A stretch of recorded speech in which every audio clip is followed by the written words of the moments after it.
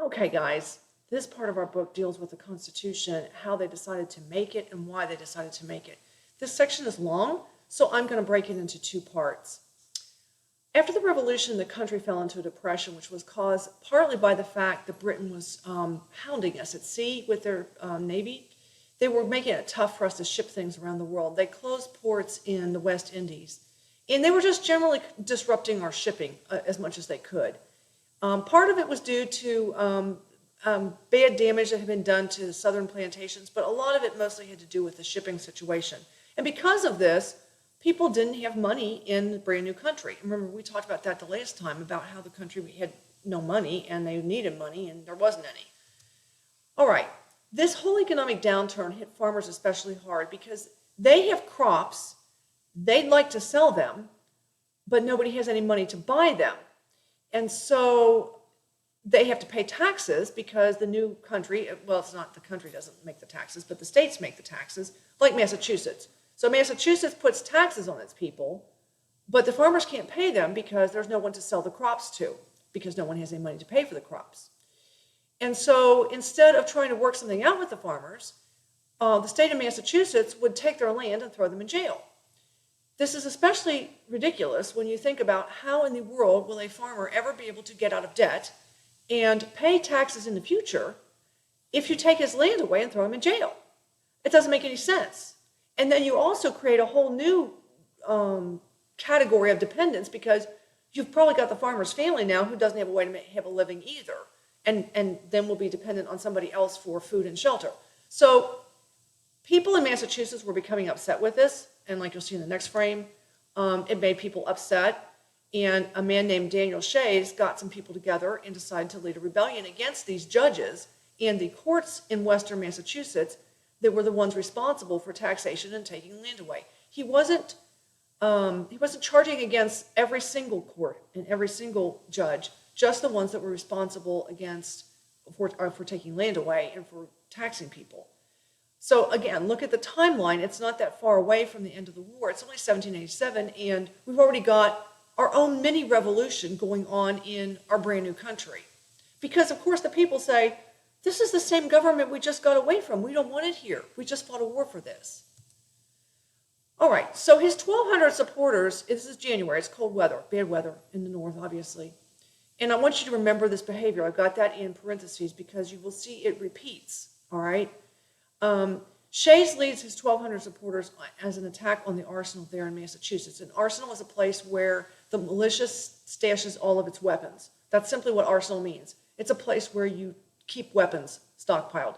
If you hear the word arsenal, even today, that's what it means. It's where we keep our weapons, all right? So Shays leads a revolt, and he's going to take these weapons from the arsenal, and he's going to turn them on the local government. Well, the Massachusetts militia gets word of this, and they're not going to sit still for it. So they stop Shays from doing this thing. They shoot on him and his 1,200 people. About 4 of them get shot and killed. I think, if I'm not mistaken, the rest, some of the rest, including Shays, are arrested and hung.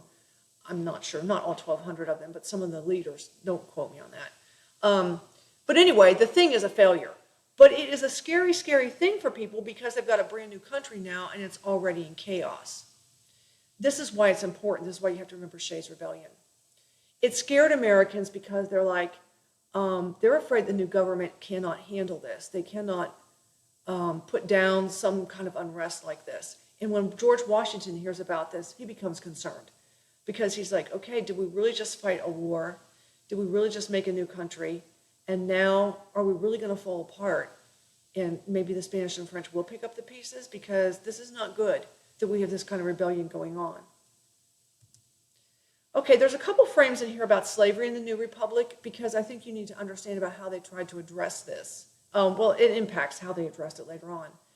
So between the time of the Declaration of Independence and 10 years later, 11 states either outlawed or heavily taxed the importation of slaves. That doesn't mean they outlaw slavery.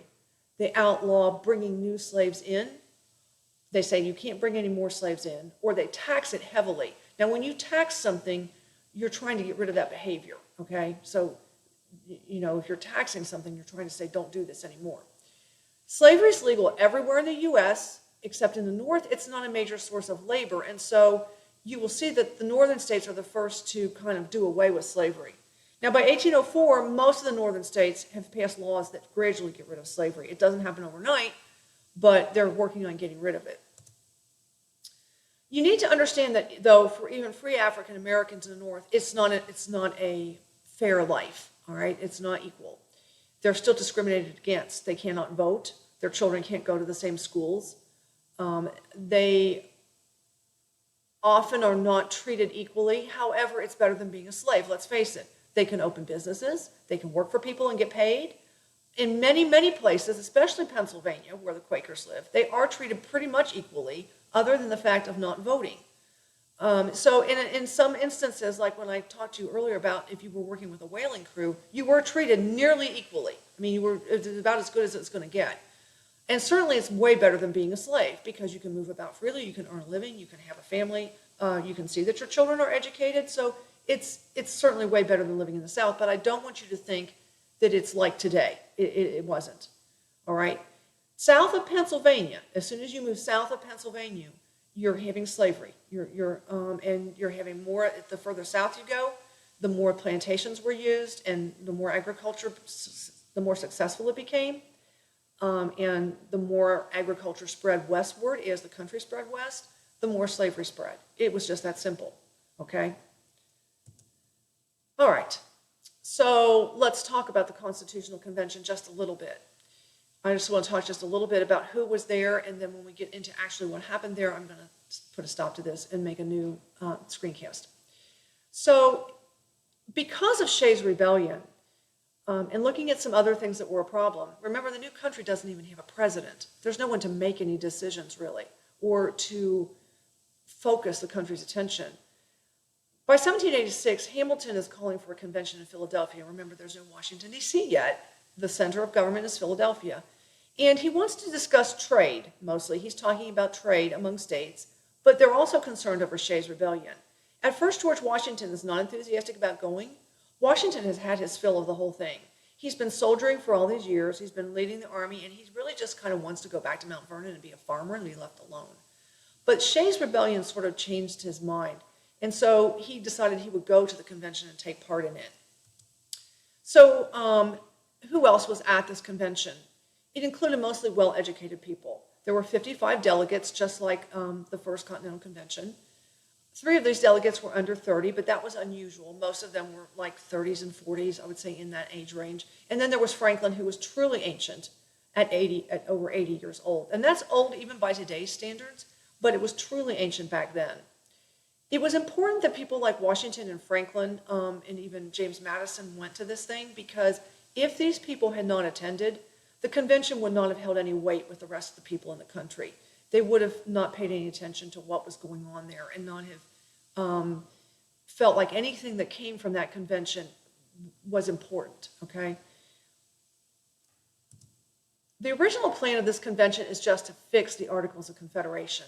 They were not supposed to write a constitution. It would be like as if you were writing an essay or some sort of creating a piece of artwork for your art class, or writing an essay where you have done the thing and you're then just going to take one last look at it and turn it in, and then you look at it and you say, oh no, this thing's terrible, it's a piece of garbage, and you trash it and you start over again. That's what happened here.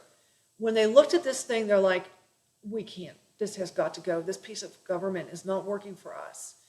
They choose Washington to be president of the convention, not of the country. There's no president yet, just of the convention. And they decide that each state's going to have one vote, and that all of the meetings are going to be kept completely secret. This is not as easy as it sounds. There's no air conditioning. It's summertime in Philadelphia. They had all of the windows sealed up, and the doors kept closed, and they had guards posted at the doors, and they all agreed that they would not ever speak of it outside the convention hall, that when they would leave there, because they all had to stay there for the summer, so they all were in hotels or boarding houses or whatever, if they would go to the local pub or go back to the hotel, they would not speak of anything that happened in the convention hall. I think it was like for 30 years. And everything that was written down in there was to be kept under lock and key and not revealed for 30 years.